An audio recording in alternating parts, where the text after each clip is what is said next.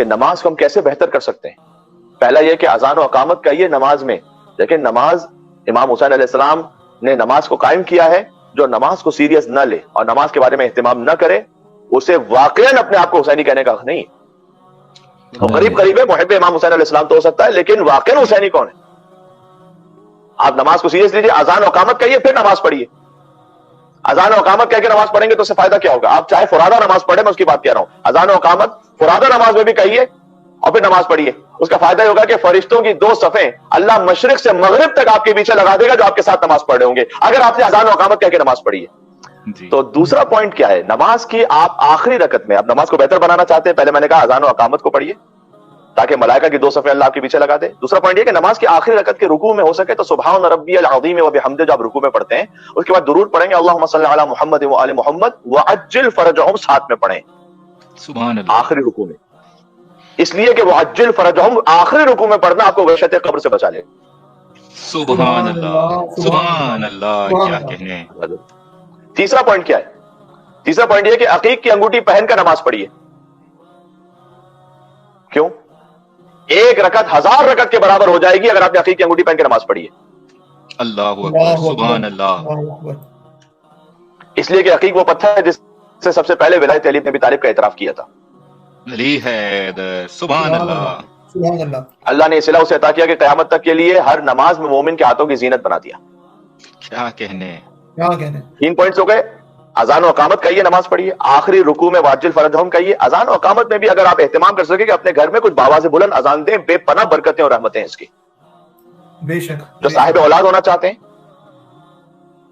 کم از کم husband گھر میں بآواز بلند اذان دیں، اس نیت کے ساتھ کہ اللہ سبحانہ وتعالیٰ اولاد عطا فرمائے. وسعت رزق آپ چاہتے ہیں، کسی جاب کی تلاش میں ہیں، کسی اور پوزیشن تک پہنچنا چاہتے ہیں، آپ گھر میں بآواز بلند اذان دینا شروع کیجئے. دیکھیے اللہ سبحانہ وتعالیٰ خدا کی توحید کے نام پر، مصطفیٰ کی رسالت کے نام پر، مولا علی کی ولایت کے نام پر آپ کے کاموں کو کیسے حل فرماتا ہے. سبحان اللہ سبحان اللہ سبحان اللہ. 4تھ پوائنٹ کیا ہے؟ ہو سکے تو مسواک ورنہ عام برش کر کے نماز پڑھیے. انشاءاللہ 70 رکعت سے زیادہ کا ثواب عطا ہوگا اگر آپ برش کر کے نماز پڑھیں. سبحان اللہ.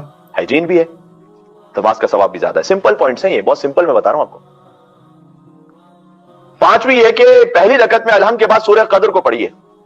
سورہ الحمد کے بعد آپ کوئی بھی سورہ پڑھ سکتے ہیں، لیکن اگر آپ سورہ قدر کو پڑھیں گے تو یہ آپ کے گناہوں کو معاف کروا دے گا.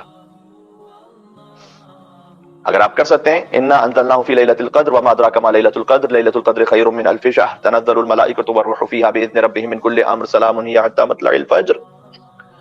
یہ سورہ آپ اچھی طرح سے صحیح قرأت میں پڑھ سکتے ہیں تو پڑھیں.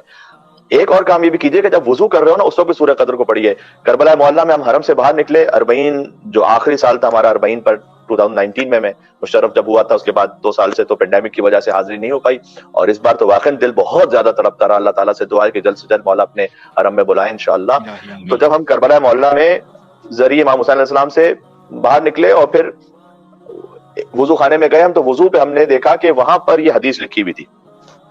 امام حسین علیہ السلام کے حرم کے باہر جو وضو خانہ ہے اس میں حدیث لکھی ہوئی تھی، اور وہ حدیث لکھی ہوئی تھی کہ جو وضو کرے اور سورہ انا انزلناہ کو دوران وضو پڑھے، ابھی اس کا وضو ختم ہوگا کہ اللہ اسے ایسا شمار کرے گا کہ جیسے شکم مادر سے وہ بچہ جو ابھی ابھی متولد ہوا ہو، جس کے نامہ اعمال میں کوئی گناہ ہی موجود نہ ہو. دین 6واں پوائنٹ یہ ہے کہ وضو کرتے ہوئے کلی کیجیے اور ناک پہ پانی ڈالیے. مستحب ہے یہ کام، ویسے مومنین ماشاءاللہ کرتے ہیں، تو یہ آپ کو شیطان رجیم کے غلبے سے بچا لے گا. 7واں پوائنٹ، نماز سے پہلے خوشبو لگائیے. یہ مزید 70 گنا آپ کے ثواب کو اور بڑھا دے گا. سبحان اللہ.